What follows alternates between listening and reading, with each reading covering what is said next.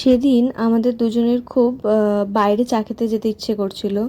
ঠিক বিকেল বলা চলে না, তখন প্রায় বাজে 9টা। তো আমরা বাড়ির কাছেই যাই, আর আমাদের বাড়ির কাছে একটা নতুন ক্যাফে খুলেছে ওয়ার্ম কাপ বলে, তো সেখানে আমরা যাই। এই ক্যাফেটার ওপেনিং হতেও দেখেছি, প্লাস এদের অ্যাডও দেখেছি, কিন্তু বাড়ির কাছে থেকেও আমাদের যাওয়া হয়নি, আর সেদিন আমরা ফাইনালি গেছিলাম। এদের ভেতরের আর বাইরের ডেকোরেশন দুটোই খুব সুন্দর, মানে ছোট্ট জায়গার মধ্যে বেশ ভালোই গোছানো।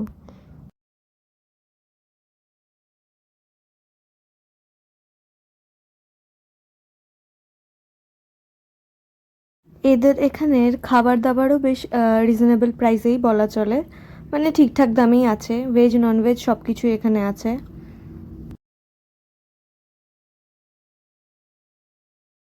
এখানে তারপর আমরা নিজেদের জন্য খাবার অর্ডার করে দিই, আর খাবার অর্ডার দিয়ে বসেই ছিলাম যে কখন আসবে সেই অপেক্ষায়।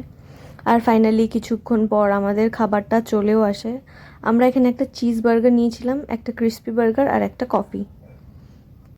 আর এখানে আমার কফিটা বেশ দারুণ লেগেছে, আর ওভারঅল খাওয়ার কোয়ালিটিও খুব ভালো।